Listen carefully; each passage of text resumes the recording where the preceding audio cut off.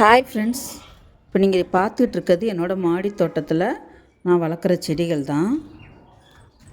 என்னுடைய சேனல் பேர் சாண்டிஸ் ஐடியாஸ். நான் மாடி தோட்டம் வச்சு 4 வருஷம் ஆகுது. நிறைய ரோஸ் செடி வாங்கி வச்சேன், நிறைய பூச்செடிகள், நிறைய தோல்வி வந்துச்சு. ஏன்னா நான் இயற்கையான முறையில் மட்டும்தான் தோட்டம் வச்சுருக்கேன். செயற்கை பூச்சி மருந்தெல்லாம் அடிக்க மாட்டேன். வீட்டில் கிடைக்கிற வேஸ்ட்டாக தூக்கி போடுற பொருளை மட்டும்தான் வச்சு மாடி தோட்டம் வச்சுருக்கேன். இந்த பதிவில் நான் ரெகுலராக என்னோடய செடிகளுக்கு எப்படிப்பட்ட உரங்களை கொடுக்குறேன்னு தான் பார்க்க போகிறோம். தேவையில்லைன்னு தூக்கி போடுற முட்டை ஓடு, வெங்காயத்தூள், எரிக்கிற சிரட்டை, காஞ்சி போன பூக்கள், இதெல்லாத்தையும் மிக்சியில் போட்டு அரைச்சி அதை தண்ணியில் கரைச்சும் நம்ம எல்லா செடிகளுக்கும் கொடுத்துட்டு வரலாம். எனக்கு போன தடவை 1 மாதத்துக்கு முன்னாடி நான் செஞ்சது இது மிஞ்சிருச்சு. அதை காய வச்சு இப்போ கொடுக்குறேன். இந்த உரங்கள் கொடுக்கறதுனால காய்கறி செடிகளில் உள்ள பூக்கள் உதிராமல் நல்லா பிஞ்சு வைக்குது. அதுக்கப்புறமா பூக்கள் நல்லா பெருசாகவும் நல்ல கலராகவும் வருது. இதில் உள்ள சத்துக்கள்லாம் செடிகளுக்கு தேவையான எல்லா சத்துக்களும் இந்த கலவையில் இருக்குது. முட்டை ஓட்டில் கால்சியம் சத்தும், வெங்காயத்தூளில் மெக்னீசியம், பொட்டாசியம் இருக்குது. இதில் கலந்துருக்கிற காய்ந்த பூக்களும் கரித்தூளும் அதில் சத்துள்ள உரமாவை இந்த செடிகளுக்கு மாற்றுது. இந்த சாம்பல் நம்ம சேர்க்கும்போது அது செடிகளுக்கு பூச்சிக்கொல்லி மருந்தாகவும் பூஞ்சைக்கொல்லி மருந்தாகவும் செயல்படுது.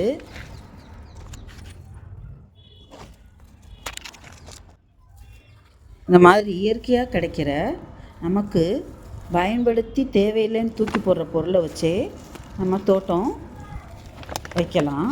எந்த செலவும் கிடையாது. இந்த மாதிரி ஒவ்வொரு உரங்கள் கொடுத்ததுக்கப்புறமா நல்லா தண்ணி ஊற்றி விட்டுறணும்.